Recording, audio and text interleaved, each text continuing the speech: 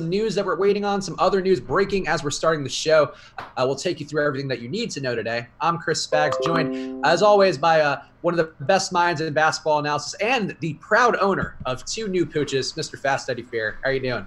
Pretty good, pretty good. They are in the inverse physical condition of their namesakes. Bobby is upstairs with my beautiful wife, Boban, and is feeling good.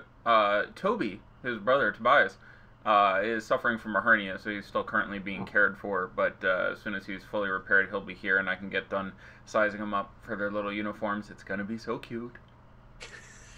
Yes, if you ever doubted that Fast Eddie Fury does not live his life for the NBA and the various memes they're in, there was future proof or perfect proof right there that you are, if you're naming your dogs after Boban and Tobias Harris, you are as ride or die as it can get for the NBA. Yeah, the best thing about it was watching my wife attempt to explain the dog's name about 40 times in the hotel lobby the other day. So we go down, we drive quite a distance to get Bobby and Toby, as they are purebred AKC whatever the hell bullshit, you're spending way too much money on a dogs. And so we stay overnight in this beautiful pet-friendly hotel in Nashville. Shout out to our many colleagues who reside there. And, you know, so she's introducing the dog to all these people. So listening to my wife, first of all, mangle Boban Marjanovic about 88 times. He's named after this, you know, so like she got Serbian after only a few attempts, but it was pretty amusing listening to my wife explain the etymology of Boban, or again. But yeah, no, very exciting after the tragic passing of my previous pooch to be back in the dog owning racket. Well, there you go. So you'll do some honor to your old dog's legacy, to Champ's legacy by Champ, right? Yeah, correct, sir. Thank you. There we go. See, I remember dog names. Human names terrible, but dog names I'm always right there. Long may he run. All right, so let's talk basketball stuff. We got some news where we're still waiting on Paul George news. Officially, I guess he wasn't officially upgraded, but he was marked on the injury report as out to start the day. Then got correctly addressed where he's now questionable, but still has perhaps some issues which could keep him from playing with his shoulder. Eddie, what are you doing right now with this Paul George news? Are you assuming he's going to be in, or are you thinking it's Dennis Schroeder day? Yeah, I'll go. I'm not sure that I necessarily agree that those are corollaries, though obviously Schroeder, you know, just getting oodles of time. We presumed he was going to be the guy to start, and I remember someone giving me shit because I'm like, no, Schroeder should start and play a ton of minutes. They're like, oh, you idiot, Markieff is starting. And Markieff did start a half of a game before that went aside, but yeah, Schroeder, I presume you will have a more Schroedery day and that Paul George won't play. I will say that Paul George makes just a delicious tournament play in the event that he decides to play. I imagine he is largely unfettered. It's an upper body injury, obviously. It's his shoulder if he plays. Might not go incredibly well, but it is a 6-game slate with some degree of uncertainty on most of the studs for me. So, you know, I'm going to like having some, you know, 7% Paul George if you can get to it. Yep, I'm with you there. How about Russell Westbrook? He's been down a little with his boy Paul George out, but I think that's more matchup based than anything. How are you feeling about Russ today in a spot where he's higher priced than pretty much everybody on the slate, but I think it's a pretty interesting spot to me. I still like him. It's obviously a spot that carries with it a very significant upside. I have a lot of concern in Towns and a lot of concern on Harden. I think he's your most obvious spend up. The ownership is down. He's been legit bad, and it isn't, you know, just the matchups. Matchups haven't been ideal, but usually that isn't something that's super concerning for him. There is some deference to Schroeder. There is, you know, Adams being a little bit more productive, but he's been shit. But I don't think those are generally representative of the performances you'll get out of him over time. I've gone back and watched a lot of it. He doesn't appear to be a step slow to me, although again, determining between his lightning speed and his previous, you know, speed of light speed is a little difficult for the eye test, but he doesn't appear specifically encumbered to me. That by a long way of saying I still like Westbrook a lot. I would end up with a lot of it on FanDuel. On DK, I'm ending up a little bit more balanced right now. Again, just as an artifact of the slate, and that's how I end up building a lot these days. I just think there's a lot of guys in that 5, 6, 7, 8K range who just profile a little bit better. And the value I have some concern about all around. I like the toilet paper man Mike Scott quite a bit at this point. Obviously Avery Bradley's still a little too cheap for his price, but there's you know, a fair bit of concern for me with a lot of the value plays. So ending up pretty balanced over there again, where I got to play all the guys, and I can just build a lineup of guys who cost 5 to 8, all of whom I think carry a large upside. So who would you say would be landing in your lineups the most there? I just wanted one quick note because you did mention Avery Bradley. One thing I did, which I'm not sure a lot of people out there are doing, but it's a pretty stark difference. If you use just his basketball reference numbers for solely as Memphis stint, crop out the other stuff. And that's not the best approach always, but I think it's been a tale of two Avery Bradleys so far. I think he's going to project a lot higher. We don't have a ton of ownership on him right now. Let me just make sure that didn't change with the update. Yeah, only 13% projected ownership for him. How are you feeling about Bradley in this new role? And I think, would you go above the field here if he's only going to be about 10, 15% owned? I think I'd be over that, yes, at 10 or 15% owned. He's just been much more involved in the offense than he has been in most of his recent stops. He's putting up 15 shots a game or so on average, and that's just going to end up you being more productive than your $4,400 price tag. I don't think he's a much. I think the a lock. I think the the matchup leaves a lot to be concerned with. We expect to have Conley back in here, so the combination of those things, I don't think you have to go there. But he's still objectively underpriced on DK. All right, that seems fair. Let's talk about one more injury, which has some big ramifications. Klay Thompson is out today, again, missing the game. So how are we feeling about the prospects? Steph Curry jumps to a 1.66 fantasy per minute guy. Kevin Durant also gets a slight increase. Which Warriors would you want to go to now that we know Klay's out? What's your sample on 1.66? By that I mean lifetime, last 4 years, 2 years, this year? For this year, I think it was over 1,000 minutes, I believe, but I just closed the NBA WoW. But I'll pull it up while you talk. Of Steph without Klay. Yep, Steph without. It's basically all the Warriors without Klay. Kevin Durant was pretty close to flat. I think a small boost, but Curry goes from 1.38 to 1.65 or 66. Yeah, I will say that I think I have listened to people be really, really up there. I'm obviously absolutely fine with now reduced priced. Certainly Curry and Durant if we want to start with those two guys. You just need one of them to overperform a little bit. Obviously the matchup isn't great, but the line on this game, especially with Klay out, a little more tolerable that you get 4 quarters of action between these two teams. And, Boban's making a visit. Here he comes. He's a 7-foot Serbian guy sitting on my lap. Can be a little. Let's see. Come here, buddy. Hi, Bobby. Yes. How's your knee? See, I'm waiting on delay now for the stream, and I want to see this dog. He's here. Hello. How's your knee?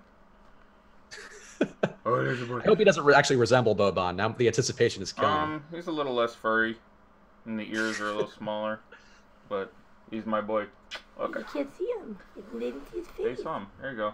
I got a nice big face. Oh, look at that guy. Hi, Bobby. Yeah, he's How big is he going to get? I'm sorry?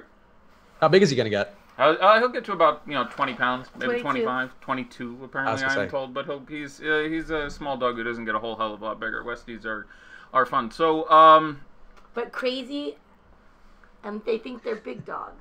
Yeah, he's precocious. So I would say I do prefer pretty significantly Durant to Steph if I have to pick one of those guys.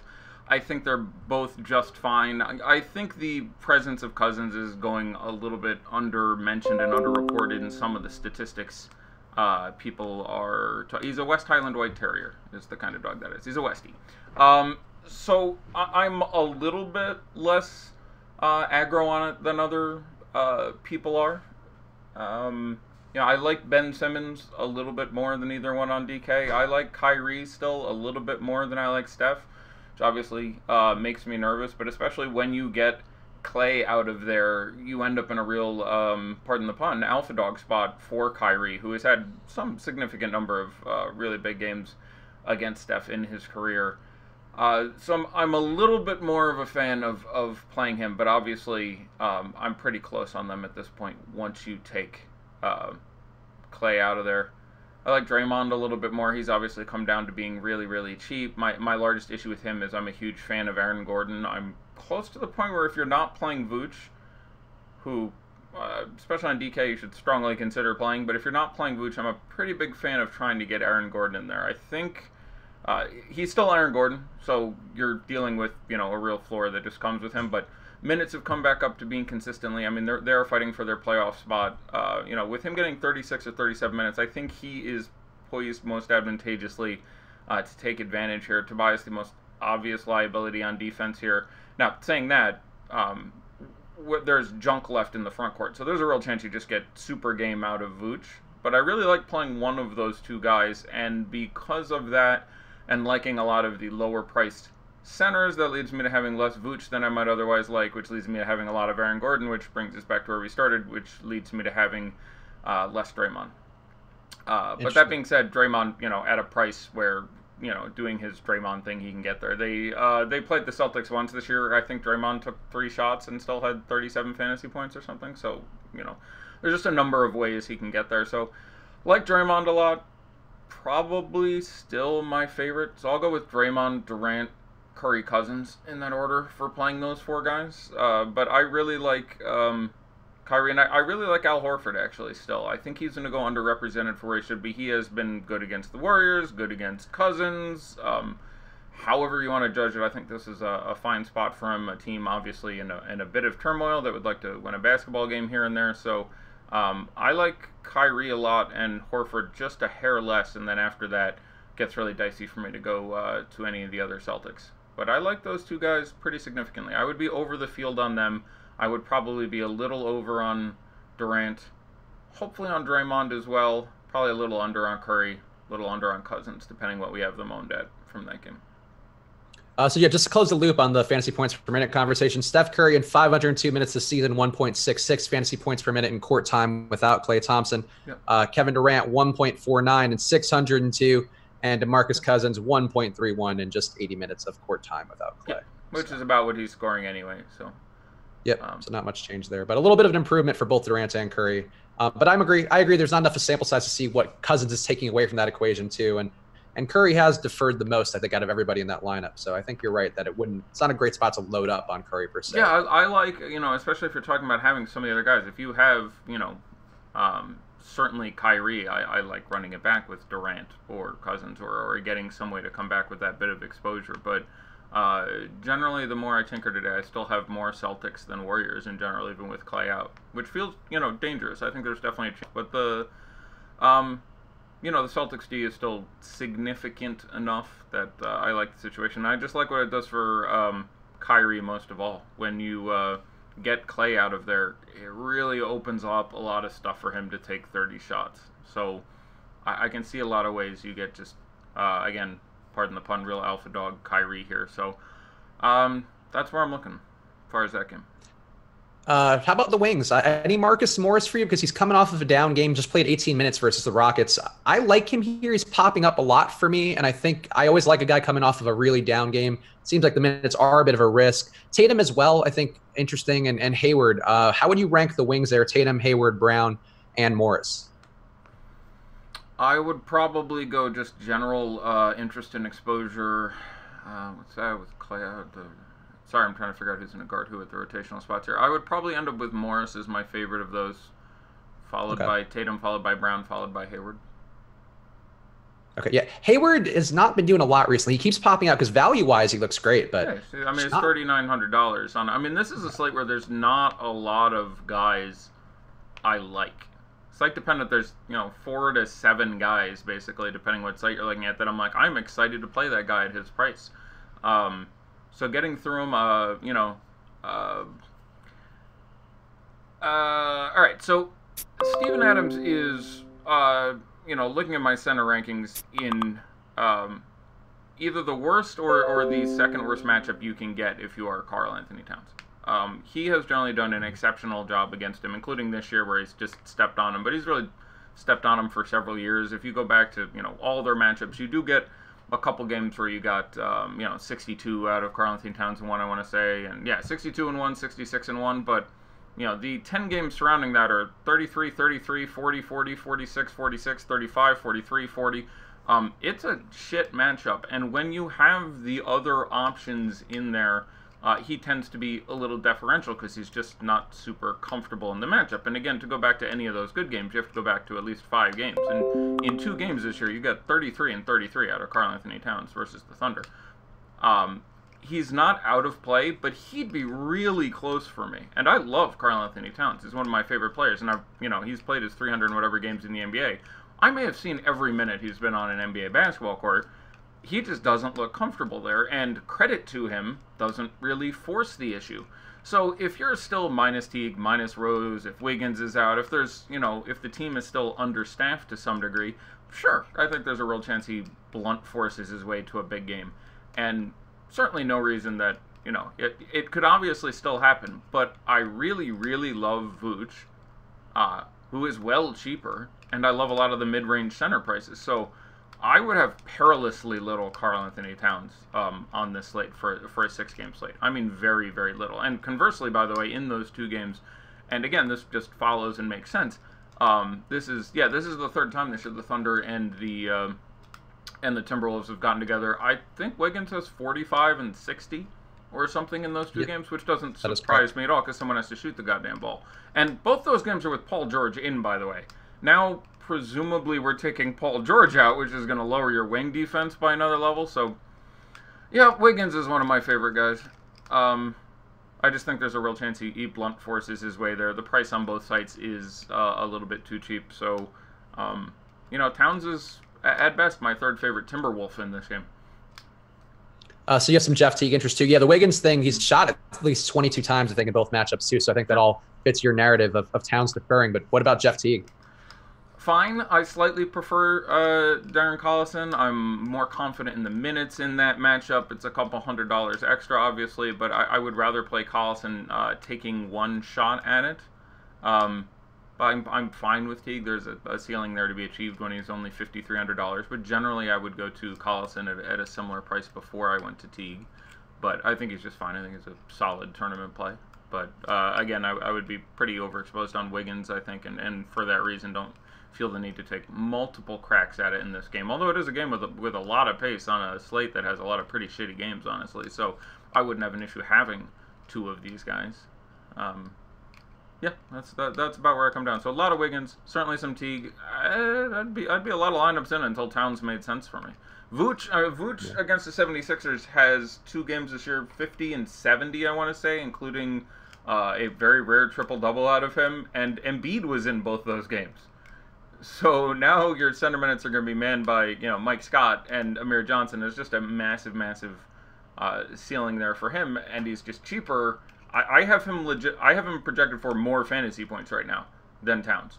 Just irregardless of price, not a word. I do too. Regardless of price, I just have Vooch producing more fantasy points. So it's really hard for me to get to Towns for that reason. With the adjustments to this team, I do like Gordon a little bit more, and due to his price and the fact, I like the bargain you're getting at some of these other centers in the Marc Gasol range. I think I would end up with more Gordon than Vooch. But I wouldn't feel wonderful about that. Where does Fournier fall in the rankings for you? A lot of people are asking about Fournier relative to Terrence Ross being out. I don't think he's affected that much. I don't think he gets that much more minutes. No, he was already going to play 35 minutes. Now I think he plays 37 minutes. It's not bad for him. Your shot volume comes up, but a lot of those minutes are going to flow to primarily most Wes Iwundu, who, now works more as a FanDuel punt or minimum play exposure there. They'll run some more of maybe, Briscoe getting some time at the 2. Briscoe gunning a little more would be my guess. Yeah, it doesn't do a ton for me. It makes you a little more secure in Fournier, who already works as sort of an ideal pivot off of a super popular Schroeder, who I like Schroeder a ton, especially if Paul George is out. He just projects brilliantly, but, he is not a lock player, even when he was, starting point guard for the Hawks, was certainly able to put up a dud. But very fine spot for Schroeder. But I now think I'm more comfortable with Fournier as a very nice pivot in that situation. But yeah, I like all these guys. I like John Isaac mostly on FanDuel. DK, really hard for me to get. There's some other options I'd rather get. FanDuel small forward is a pile of shit. I legit like Kevin Durant. That's it. And even there, Durant, as we heard my thoughts in that game, I'm not over the moon on Durant, but, 9,700 at FanDuel pricing is objectively a pretty sexy price, and the position is so dreadful. I think he's a great spend-up. I like him a little bit more than Kawhi. But yeah, John and Isaac, especially on FanDuel, where they have the 3 points for a steal, 3 points for a block, which is something that can really happen with him. He has the ability to rack up some really significant peripherals. I like John Isaac there a little bit. Getting some questions, or at least one question here about if you like a Raptors-Rockets stack. We haven't talked about that game much, but this guy is pretty heavy on Harden, Kawhi, and Kyle Lowry. How are you feeling about a stack potentially of that game? I decide if it would be my least favorite game to stack. No, I would rather stack that game than Memphis and Portland. So of the 6 games, it is the 5th game I would be interested in stacking. It's a difficult matchup for everyone in Houston is one of the tough things for me. Capella, came back from injury, played a few games, was really, really reticent and reluctant, and wasn't really productive fantasy, and wasn't shooting the ball a lot, and there was one game in a really strong matchup. I'm trying to remember. I was like, if this is a spot where if he played his normal Clint Capella game, he'd get 50, and he only had 52 in that game. I didn't recommend him that day because I presumed he would go back to being laid back. And then after that game, I started to have more interest again, and he's gone back to scoring 30 fantasy points and taking 4 shots. So not an ideal matchup with him. It's worth pointing out when you're talking about Capella, by the way, I'd give a 15% chance you get Serge Ibaka starting here at center, which would immediately make me pretty concerned for your for whatever Marc Gasol ownership you have, because I do expect them to stay largely just splitting time at the 5. That would make it obviously really dicey. If Gasol starts again, which I do think is the predominant likelihood, it's not like anyone's ever going to look at Marc Gasol and be like, let's get a better defender out there. Like, it would be very strange for me if Nick Nurse made the switch at this point. But under any reasonable defensive metric, or certainly the eye test, having watched it a lot, Ibaka does a significantly better job against Clint Capella than Marc Gasol. But again, I don't think if you're Nick Nurse studying this matchup, you're worried about Capella as the first thing on the top of your mind. And it would seem strange for me that they would invert that at this point. So I think it's pretty safe to assume, and we should have that news before lock, that Gasol will continue to start. The rest of this team, this tough. This is the run back for these two teams. They played earlier this year. Chris Paul was out for that game, and you got 49, I think, was the fantasy point total out of James Harden in that game. Someone can double check me, but it's a really tough spot. These guys are, appropriately priced to a little too expensive. It's tough for me to want to stack this game. There are pieces here that I certainly think are interesting. I like $3,900 PJ Tucker. I think you can get an upside game out of Capella. I like Gasol, who we've talked about here. But, saying you get a lot of Kyle Lowry, I don't ever want a lot of Kyle Lowry with Kawhi Leonard in there. And this isn't a particularly wonderful spot for him, dealing with a lot of Chris Paul, etc. Yeah, so I guess in a vacuum I would be pretty opposed to stacking this game. Could it get there? Sure, obviously. It's a 6-game slate. So, you can certainly see, all you need is a couple of the other slightly better looking on paper games to blow out, and all of a sudden, sure, if this game gets in overtime or just stays close and the starters stay in there and suck up a lot of minutes, which is pretty likely in the playoff situation they're both in, with D'Antoni being a bit of the mold of Thibodeau there. But yeah. Also, as you were talking, Ibaka has been announced as a starter here, so Marc Gasol moves back to the bench. How much interest in Ibaka would you have now that he's starting? A lot on FanDuel. Power forward 4,700 or something like that. Yeah, I would. Totally destroys the FanDuel lineup I was futzing around with, which had Gasol in it, and now I really want to play Ibaka at power forward. Still not a ton. I mean, 5,100 I think is the DK number. I still imagine these guys are splitting 48 or 50 minutes next to each other, something like that. You can get away with it with PJ Tucker out there and running Ibaka out at the 4. But that's fun that happened. Always nice when you get one right. So, get off of Marc Gasol at this point, I think. If at all possible. Obviously on DK you have a pretty sexy Miles Turner pivot, who I think I might have slightly preferred anyway. Would have been really close for me. But figure out something else to do on FanDuel. Might have suggest some Vooch if you can find a way to pay up for it. But yeah, so Ibaka FanDuel feels better at this point. Certainly not a must. Like, you can still get away from. I don't think I'm necessarily going to adjust right now. Looking at Mike Scott, who I have at 35 minutes. Mike Scott played 32 minutes in the last game with Jonah Bolden in. Like, I don't know how much you think he's going to play here, but it's going to be at worst 48 minus Amir minutes, and Amir I think plays 14 minutes. I have him in for right now. So, yeah, and. Yeah, no other significant adjustments to me in that situation. But you can certainly look at some Ibaka in a nice matchup. FanDuel scoring a bit more advantageous for him as well. So. Yeah, I think I'm with you there. Just to close the loop on the Rockets side real fast, I thought it was interesting to note, and you as mentioned, it was a game that Chris Paul was out, but Eric Gordon had a pretty big day there, and PJ Tucker did. I think those guys could still have some value in the matchup. Obviously, Paul's going to take a little bit of the stuff away, but the defensive attention they're giving to Harden, I think, opens it up for those guys a little bit more.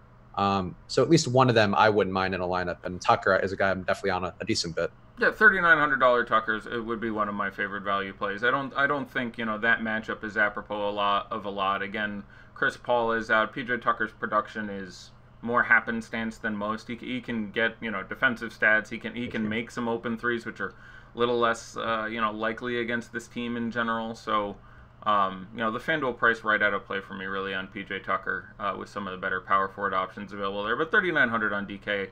I like him a lot. Eric Gordon with Paul and Harden in versus Toronto is just going to be a no for me. He's looked really good recently, but this is, learn from the lessons of Alex Len, which is, look, the guy can have a couple decent games in a row, and all of a sudden it doesn't mean that he's going to, it's even in marginal matchups, Eric Gordon is a very hit or miss quantity.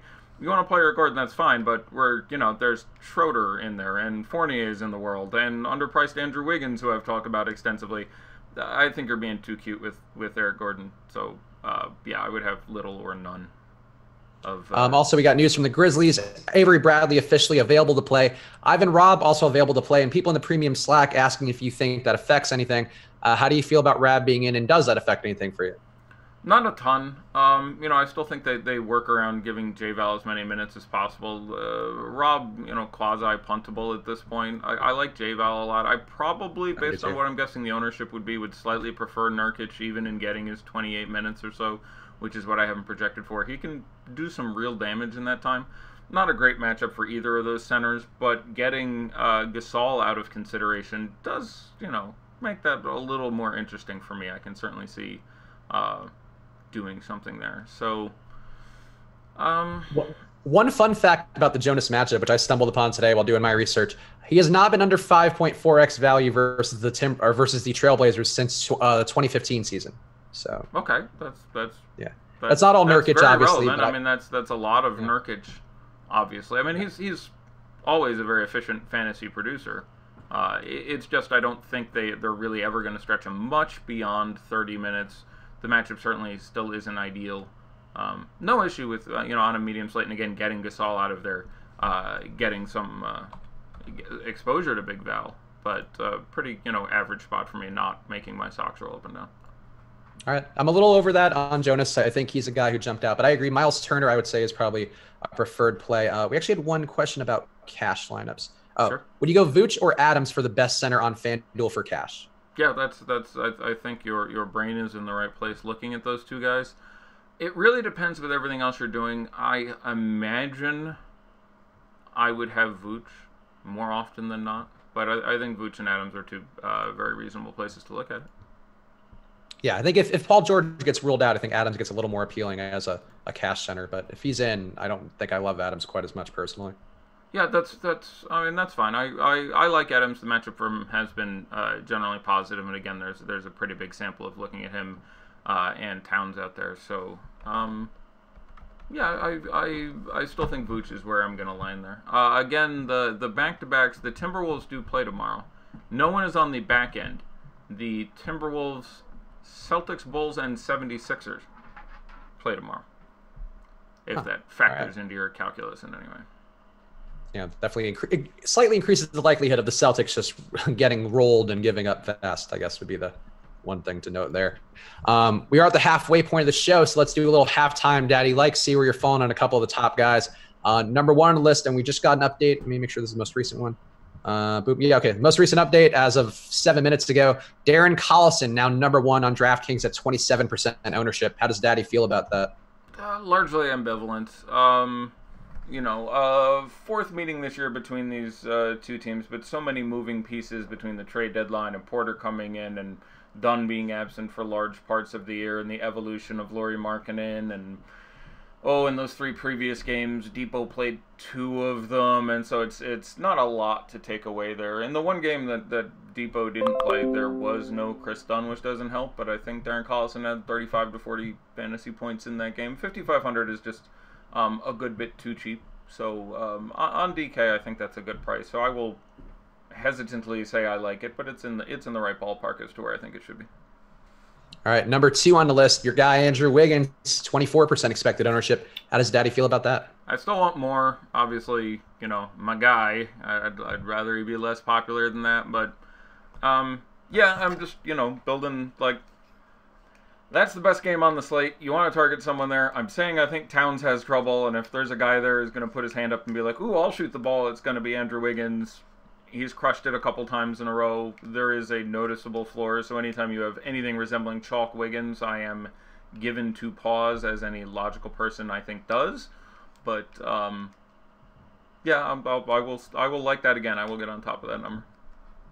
All right, number 3 on the list, we have Ben Simmons, 22% expected ownership on DraftKings. How's Daddy feel about that? Yeah, I like it. He's still just too cheap. Back-to-back triple doubles, I think, for Ben Simmons. Tougher matchups too. Yeah, and so, you know, the removal of Embiid is just going to continuously open up significant portions of time there. All those guys are just a little too cheap on DK. FanDuel, they're all priced appropriately. I don't think there's a need to, you know, make sure you're playing Butler or Simmons or Harris at the prices there.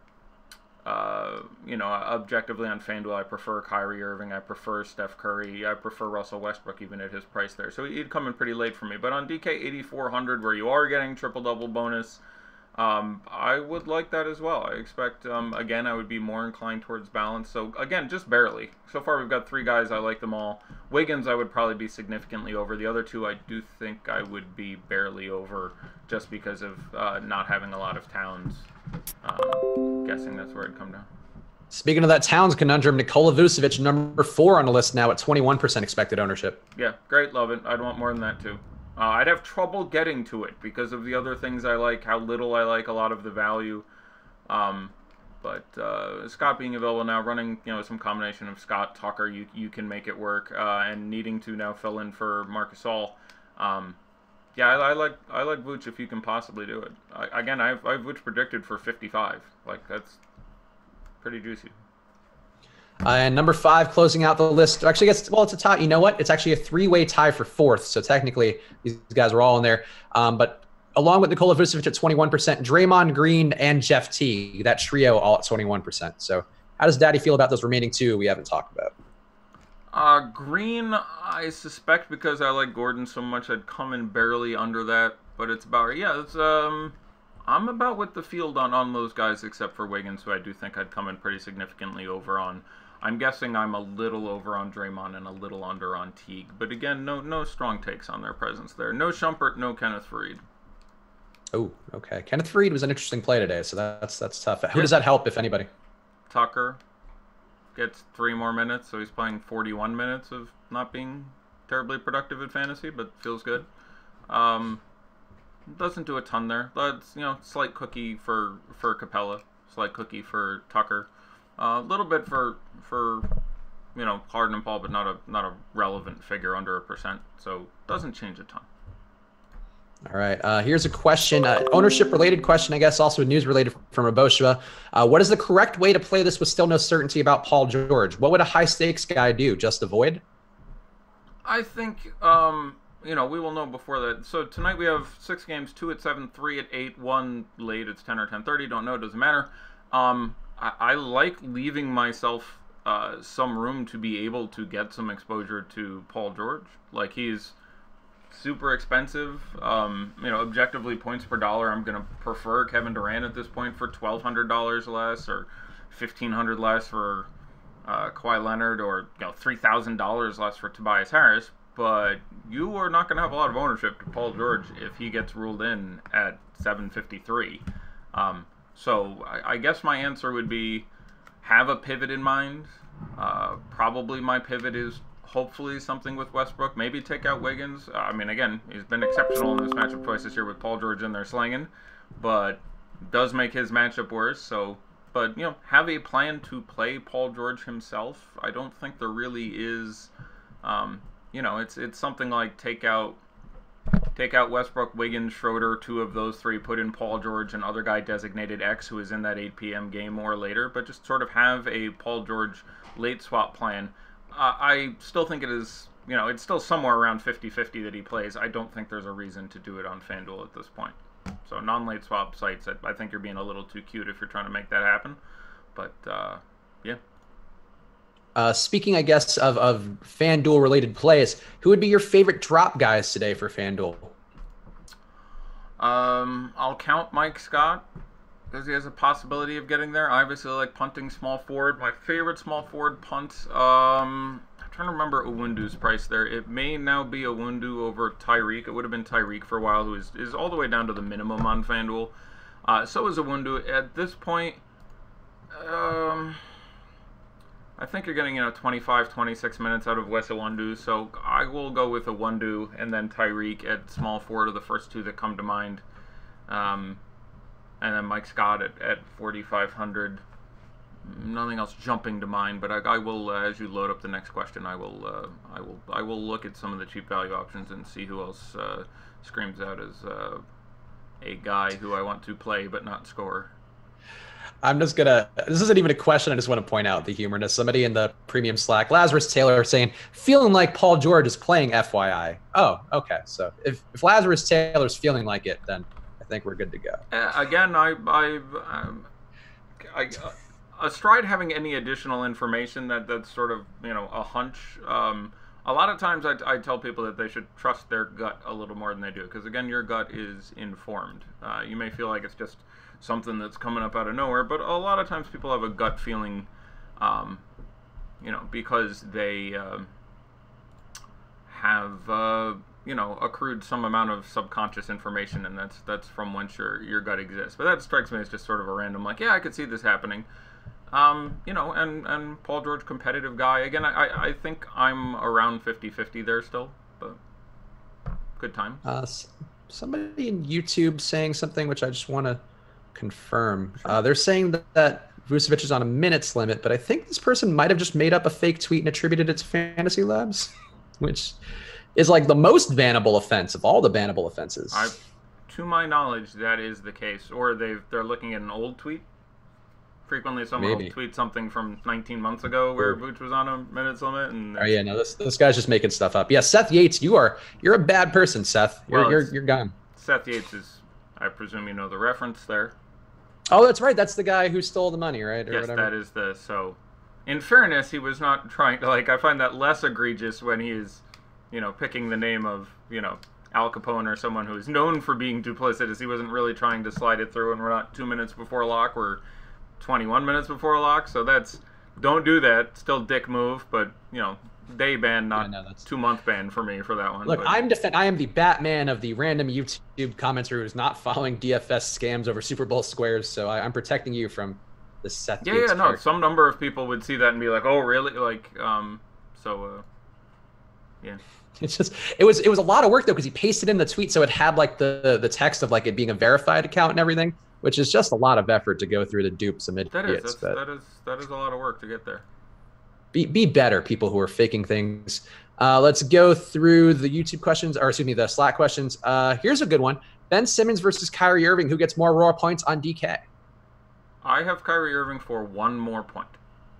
So I slightly prefer Ben Simmons at their price where you're saving $400. But if price is not an issue there, I will play Kyrie Irving. I would play Ben Simmons just because I think there's a lot more ways where this goes completely south for Kyrie than there are for Ben Simmons today. That's fair. I don't differ. I will say that the delta, the variability in Kyrie's score is certainly higher to me. I think it is more likely that Kyrie abjectly falls on his face. I would certainly grant you that. I just don't love what he's like. I don't know if you've been you're a big game watcher guy, but last 2 games, he's just not doing anything and doing his little passive aggressive thing again. And I hate it. And I don't think you can trust him pushing the usage up when he does that. It's very frustrating to watch as just a fan of basketball. But I hate the passive aggressive LeBron moves that some of the players do. Well, he's trying to emulate LeBron a little bit more. So trying to be a leader, like old LeBron. I'm just a fan of 10% own Kyrie in a spot where I'm not shocked to see 60 out of him. So Yeah. rather go there, but I certainly would not be like it's safe, and I'm not super inclined in doing that in any sort of cashy environment. So here's a question about two guys, and we haven't talked enough about this Pacers game, so I'm going to hit you with a double question. But the either or, Capella or Turner on FanDuel, that's the first part. Second part, just talk to me about the Pacers, because we talked a little bit about them in pieces, but not so much about them overall. Turner's one of my favorite plays of the day, so I would go Turner for this either or, but give me the either or answer, and I guess your thoughts on Indiana. Yeah, even not at the super discounted DK price, I would still go with Miles Turner. 3 for a block on FanDuel, not an irrelevant characteristic when you're talking about Miles Turner, who hosts the block party whenever he gets a chance.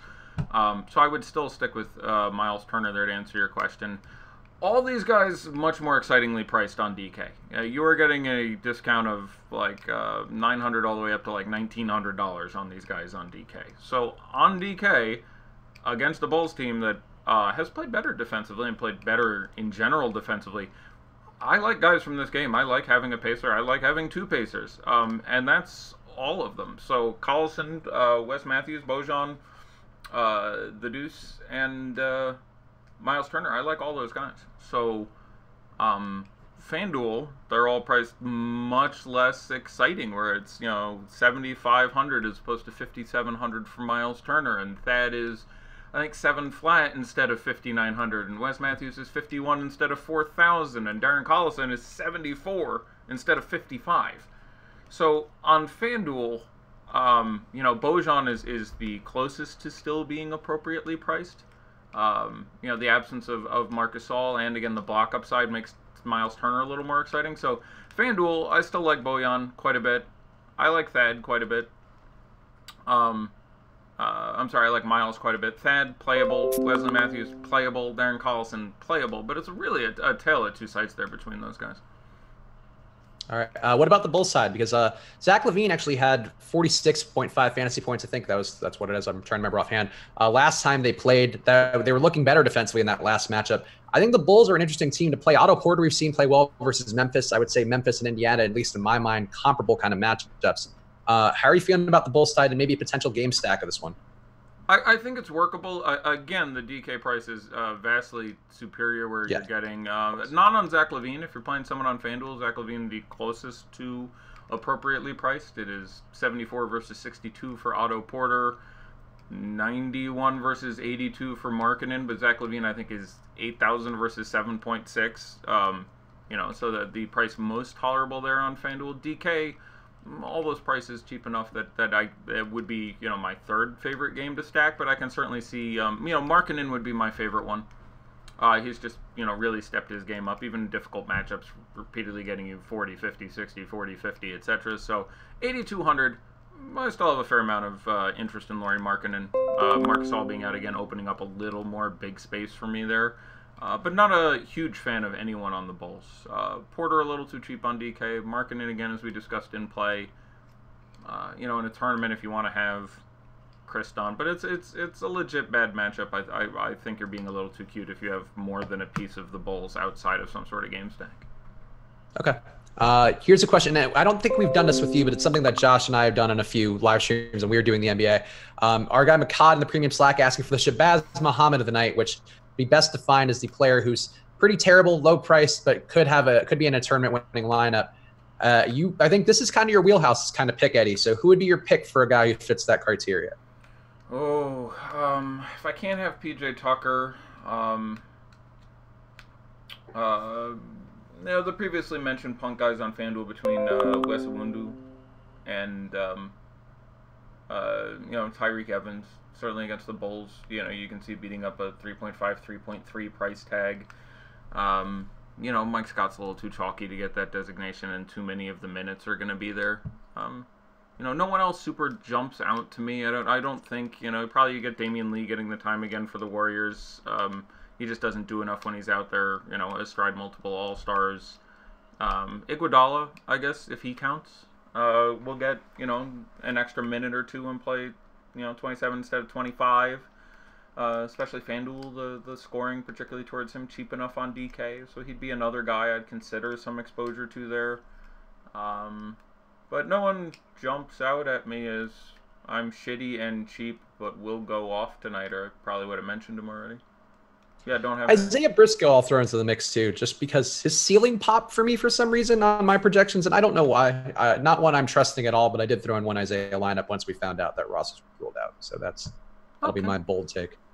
Any news you want to hit on before we plow through a bunch of either-or type questions? Trying to think of anyone. Looking at the 6 lineups I have in front of me. Anything I didn't specifically discuss? No, I'm ready to talk turkey.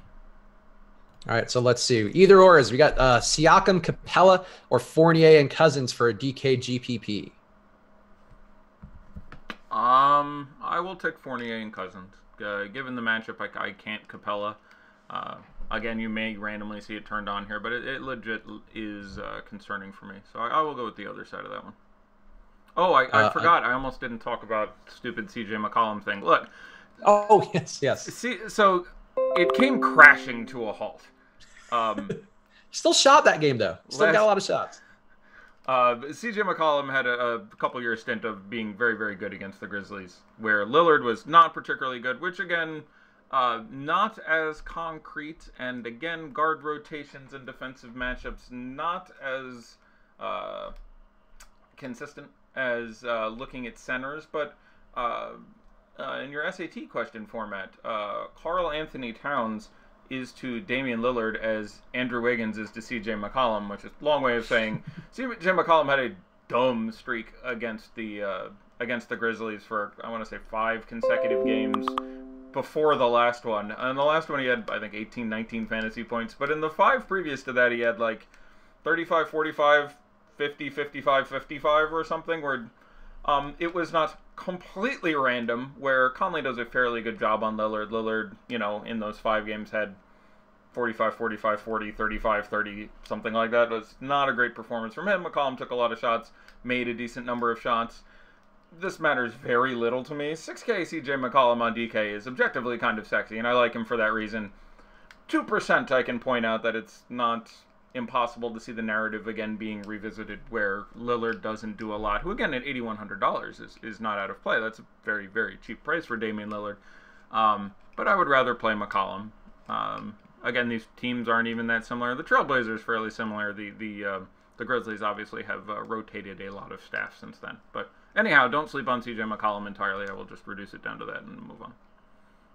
Yep. I think it was an average of 47.1 fantasy points over like 7 games. I feel like that was what the math was. That would feel like about the number. Again, I didn't specifically look it up today because it was not apropos of a lot, and many things have changed. But cute to mention regardless. I try to find those fun data points for the video I do on YouTube every day, the Four Corners video. It's a short form one, so check that out. That's definitely got the number in there. But CJ McCollum, who knows? Some exposure tonight. I definitely have some just in case he does get back on track. This is weird. You're a good man. We have another Fournier. Sorry, go ahead. No, please. I was saying you're a good man and thorough, but please. Oh, thank you. I try, Eddie. I'm inspired by you every day to just try to have more and more useless information stuffed into my brain. Find better models, but okay. FanDuel Cash. We have another Fournier Cousins pairing, but this is for FanDuel Cash, so totally different. Fournier and Cousins or Wiggins and J-Val? I will take Fournier and Cousins. How about Wiggins and Cash in general? I feel like a lot of people will have this question. It's going to end up being site dependent. So FanDuel, he is 64. I am guessing in the absence of getting the Paul George news, it's fine. If you find out Paul George is out, I'm thinking some more logical pairings are, Fournier and Schroeder. But the position not incredibly deep, so not ideal, but not ridiculous, if that makes any sense. Like, he's going to play a lot of minutes. There's a lot of pace in the game. Like, it's not completely asinine. Wiggins and Cash should make your ass hurt a little bit, but it's as many good things do, I might add. But yeah, it's fine. I don't think you're like Cash lineup, boom, Andrew Wiggins over the shoulder. But I certainly am not woefully upset should that be where you end. FanDuel GPP, who has the highest upside? Vucevic, Turner, or Horford? Vooch by a pretty significant number. Getting like 80 out of Vooch here does not really shock me. Yeah, he had that 70-point triple-double earlier in the year versus the Sixers with Embiid. And, yeah, exactly. And that's, with Joel Embiid in there doing good things. So, yeah. You hit on this a little already, but thoughts on Iguodala with Clay out for FanDuel? I'm trying to remember the FanDuel price. I want to say mid to high fours. He is 48. Again, I'm more inclined to get up to those mid-5 guys and look at Schroeder and Fournier, etc., but fine in a tournament. I would prefer him to say Delon Wright for a few $100s more at this juncture. Does Jonathan Simmons pick up more minutes or just a one-do with Ross out? Jonathan Simmons will not be picking up any minutes because he's no longer on the Magic. He might be, but he's not on that team. So he is playing this evening, not for that team. Sure. Just don't expect him to get that Terrence Ross run. That would be the one caveat. He is in that game, I might add. He's across the he's at that game, but not on that team. Jonathan Simmons will play in the mid-teens in minutes for the Philadelphia 76ers tonight. Would you go Gibson, Tucker, Marcus Morris, or Mike Scott for a FanDuel GPP? Mike Scott. For fantasy draft cash, would you go Aminu and Lillard or Draymond and Turner? For cash, I'll go Draymond and Turner with some reticence. Yeah, I think that's just the right play. Are 3 Pacers too many in one lineup on DK? No. I think I have one with 4. No, sure. Yeah, that's just fine. 4, you're gonna maybe a little too cute. We're pushing it. Yeah, no, I know. But I know I have 1 though because it just came up projection-wise. They all projected well, and I didn't correct it. I know that. Yeah. Derrick Rose or Chris Dunn for a FanDuel GPP? I'll go with Derrick Rose. One other person, but this is just a quick tangent. Another guy who's on your Chris Dunn island. I think it's B-ball breakdown or hardwood paradoxism. One of those like big Twitter guys in basketball was like also tweeting about Chris Dunn. Now they're rooting for him to keep improving. I just thought that was interesting. Okay. Let's see, Siakam or Tobias on FanDuel for a GPP? Probably, if I have no other 76ers, it's Tobias. If I have either Butler or Simmons, at that point, I would probably move it to Siakam. That's how I would break that down. Butler and Bogdanovich or Durant and Iguodala for a FanDuel GPP?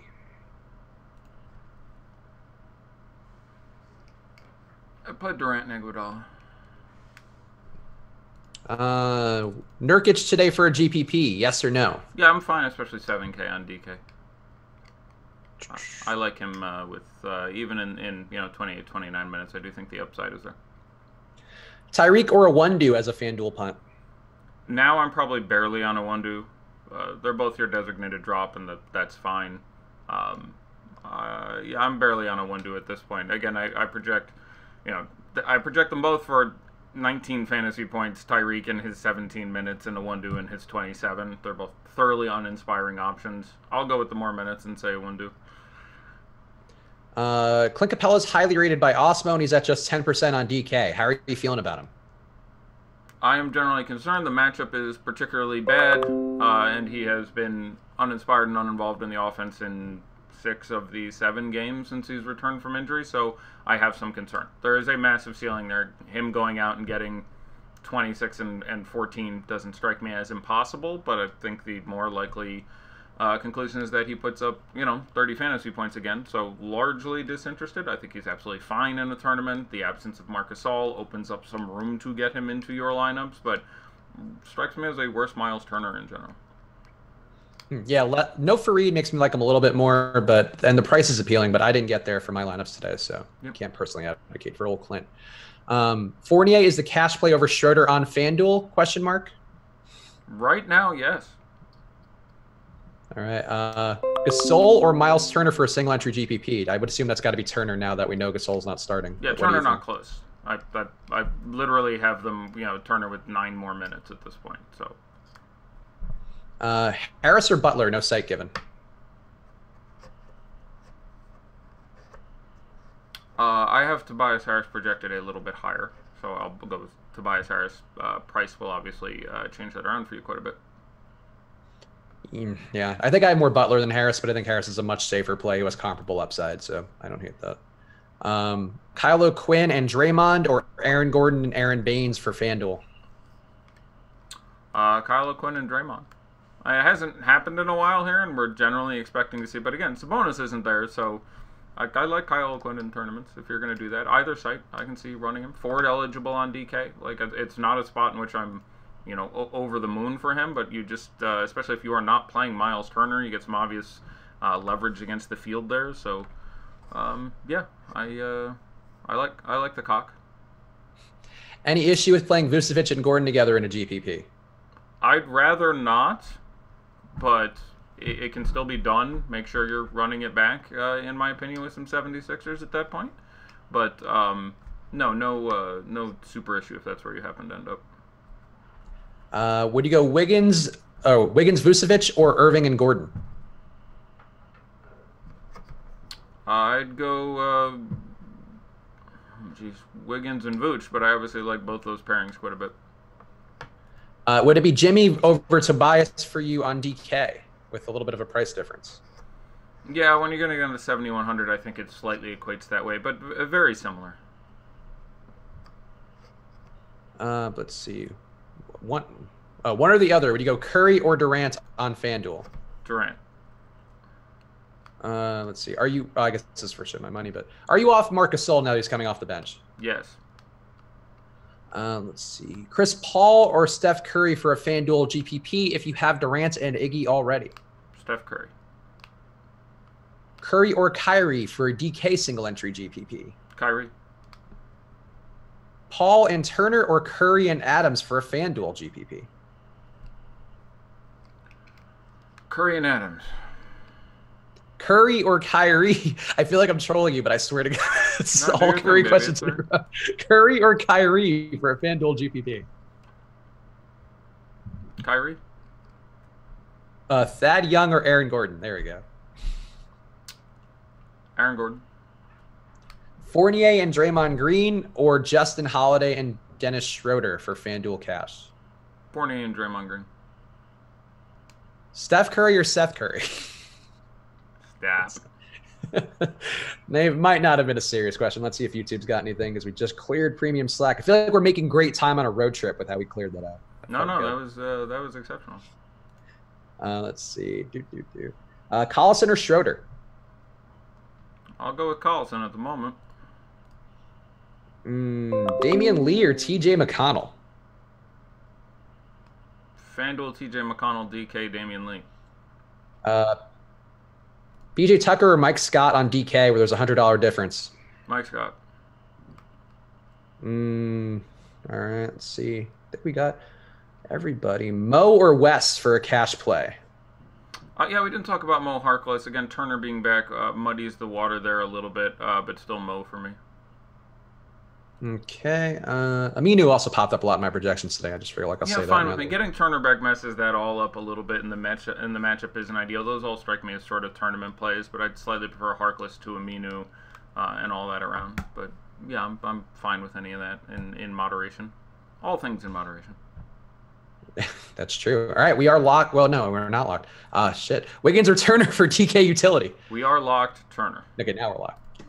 I was seeing into the future, the not too distant future. Yeah, that game's locked now. So, all right, yeah, can't help anybody anymore anyway. Horford or Draymond, or Horford and Draymond in the same lineup on DK. Is that okay? Yeah. Why wouldn't it be? I don't know.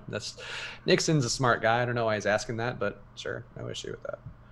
All right. Let's see what Daddy likes. Time for America's favorite game. Time for America and new dog families around the country's favorite game. Daddy likes. Yes. Let's see. Okay, so I gotta get back into DK. Let's see. Are these questions? Kyrie and I assume Jeremy Grant or J Val and Draymond Green on DK. I think that's still relevant. I'd slightly go Kyrie and Jeremy Grant, but both those make some sense. All right, a $500,000 fadeaway championship on the Deke. Let's look at some ownerships here. Again, was it 3 games at 7 and 2 at 8, or 2 and 3? If you give me 1 second, I can confirm. We got 2 games at 7. 2 games at 7. Okay, good. All right, here we go. Number 1 in your ownership, maybe number 1 in your heart. Ben Simmons, 42%. That's a big ass number. I would want a little bit less than that. But Yeah, I'm under that. no, let's look at the other 76ers. We have Tobias at 19 and Jimmy Butler at 13. Yeah, I would rather have those guys at those numbers than Ben Simmons. Ben Simmons, objectively a fine play, but I'd want less than 42%. Number 2, Darren Collison. Again, I'd want a little bit less than that. Number 3, Miles Turner, 31. Wait, what's Collison at? Collison's at 36%. Oh, okay. Yeah, okay. so I would come in under that number. Number 3, Miles Turner, 31%. I imagine I would end up about there just because of Gasol being out again. Number 4, Vooch, 28. I would end up wanting more than that. Number 4, Aaron Gordon, 24. I would end up wanting more than that. I would have one or the other in probably 2/3 of my lineups or something. So I'd be pretty heavily exposed to those guys. Number 6, Mike Scott, 24%. Yep, that feels about right. He should play like 35 minutes if he can stay out of foul trouble, which is no mean task with what's going on in that game for him. But some pretty nice value here. JJ Redick, who we didn't talk about, 23%. I have some concern in this matchup for him, but 47 or 4,800, whatever that DK price was, still pretty appealing there. 21% Bojan, I would have less than that. 19% Tobias, I would want more than that. 17% Wesley Matthews, I would want less than that. 13% Jimmy Butler, I would want more than that. 11% Amir Johnson. All right, look, I know he's 3K. I get it. But yeah, I would want less than that. I'm much more interested in PJ Tucker and Kyle O'Quinn. He might be the best 3K play, so for that reason he should engender some amount of ownership. But 11% Amir Johnson. I have him for 14 minutes and 11 fantasy points. That's, horrific for you, even at 3K. So I have him getting a ceiling of 17.5. So that. Yeah, I think 20 is in play, but again, you don't want that. Like, if you're saying his ceiling is 17, I will give him 50% more than that, and that's 25.5. That's starting to get tolerable. Like, you just don't want it. There's a real expense to the slot he takes up. So yeah, that's 11% of people helping to play the rake probably. The Deuce, 11%. I like that. Otto Porter, 9.5. I like that. Evan Fournier, 9.4. I really like that. Lauri Markkanen, 9%. I like that. Kojo, 7. That's just fine. Jonathan Isaac, 7. That's fine at that number. Zach LaVine, 6.8. That feels good. He's obviously a guy who carries a lot of a ceiling. It's nice to get him under 7%. DJ Augustine, 4.3. Sure. Robin Lopez, 3%. I'm fine with that. Like, there's a real world. He keeps playing 36 minutes. Like, that can work out. TJ McConnell, 3. Probably rather look elsewhere. Chris Dunn, 2.3. I like that. Kyle O'Quinn, 1.8. I consider, again, vastly better than Amir Johnson at 11%. Kem Birch, 1%. I think we're getting too cute here. Wayne Selden, 1%. Tyreek Evans, 0.6. Again, would much rather on FanDuel. Yeah, that same question that has captivated our chat. Apparently, split dead even. Tyreek Evans, 0.63% owned. Wes Iwundu, 0.62% owned. Ooh. The hottest debate in DFS today. Terrence Ross, 0.5. Interestingly enough, back-to-back here. 0.54% Terrence Ross, and backed up by 0.49% Jonah Bolden. Congratulations, you played yourself. Wow. Convenient slotting for all those guys. Yeah, came in right next to each other there. And 0.13% Jonathan Simmons, at least 0.1% of which probably know what team he's on. Subtle dig to somebody there. Don't get me wrong. You can play NBA DFS at a very high level without following every nuance of the league, and the trade machinations involving Jonathan Simmons, not requisite knowledge. So don't feel that's too bad. That's what we're here for, to catch whenever you think Jonathan Simmons is on. And honestly, with Jonathan Simmons, how much he moves around, he could have been on literally any team. It wouldn't have been a surprise. That's true. He doesn't move around that much. He's been on 3 teams. Wasn't he? No, Spurs, Magic. Wasn't he on the Wizards for a stint too? I think Spurs, Magic, 76ers. I want to say, because again, he was sort of sweetheart out of the G League Spurs guy. Took the money to go to the 76ers. And he got overpaid by the Magic, right? Paid. Yeah. He got paid. No revenge there. He got paid. They let him play for a really good team, and he got a lot of money. I'm trying to remember what he got paid, but my man got paid, and now he's playing 14 minutes a night for the 76ers. But he seems like he should be more of a journeyman than he is, I think. With both his name and his skill level, I think he seems like he should be traveling around. Simmons does seem like. Plus, one too many Simmons on that team now, so they'll get him out of there soon. Yeah, true. We don't want to have B. Simmons and J. Simmons on the back of the jerseys. That just looks stupid. No, all right, that's it. Anything else you want to hit on before we call it quits for the day? No, big slate tomorrow, and I think 2 games on Thursday. The rare NBA throwing away a day.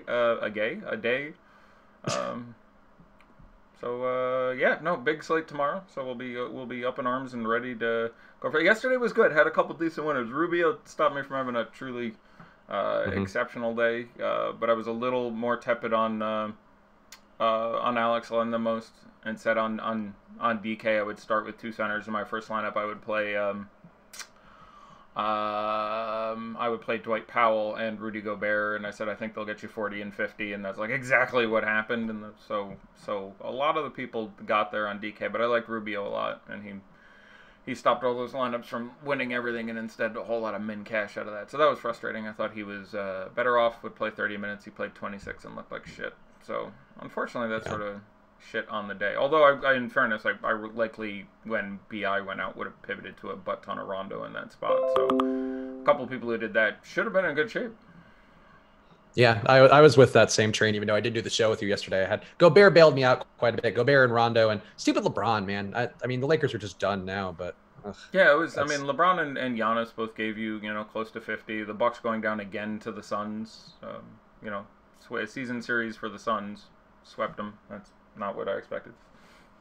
Yeah, the Suns were a weird team. A lot of the bad teams rounding out into form, and just the right time to ruin the rest of the year. Yeah, that's it for us today, guys. It's a testament to the incompetence of some of these front offices that is like, okay, earlier in the year, not winning any games immediately, and now it's like, okay, now you legitimately want to lose. Like, if you're the Suns and the Bulls, you want to be losing games, and it's like, oh, they're picking up some W's. It's like, yep, they've managed to schedule the wins at the worst time. Like, it's nice when you're a person who's rostered the Bulls in too many spots where they've been terrible, but yeah, it's weird when they're beating teams that they seem like they shouldn't beat, and that's happening with a lot of these crap teams in the NBA.